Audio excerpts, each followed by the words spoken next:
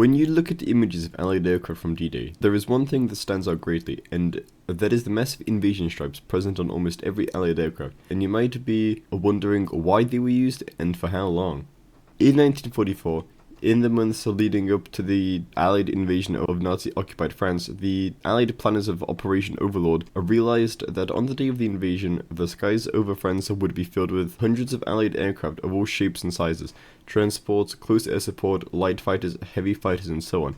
And it was generally expected that the Germans would also send in tons of aircraft in order to fiercely oppose Allied air superiority during the invasion.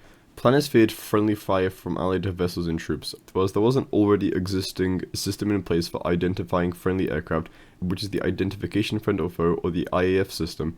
Planners predicted that it would likely be overwhelmed by the sheer number of aircraft over the beaches, and it was decided that simply using giant markings, such as stripes, would largely help prevent friendly fire incidents. Aircraft were painted with alternating black and white stripes on the wings and fuselage, 18-inch on single-engine aircraft, and 24 inches for twin-engine aircraft. Tests showed that the stripes were easily visible from the ground and in the air, easier to see than the usual national markings that Allied aircraft had.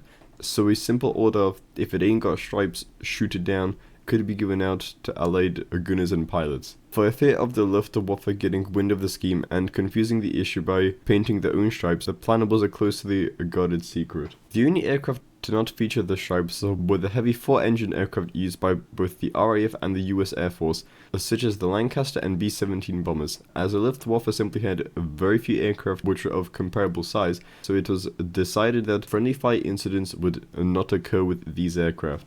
On the 1st of June, a small flight with the new invasion stripes flew over the Allied fleet to familiarize the crews with the markings.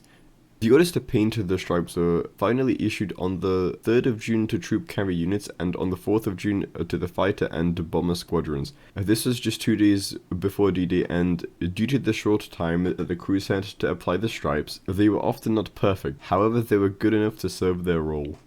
And that is how and why the Allied aircraft had invasion stripes on D-Day.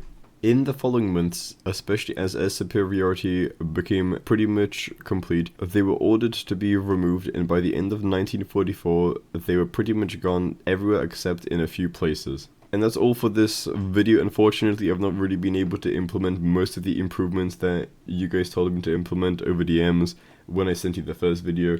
But this is made pretty much a free after the first one dropped, and I kind of just came up with this idea since today is D-Day, and I came up with this whole thing in class and school, so I'm just trying to get it out before the end of the day, and I really don't have much time, so yeah, anyway, thanks for watching, and goodbye, anyway.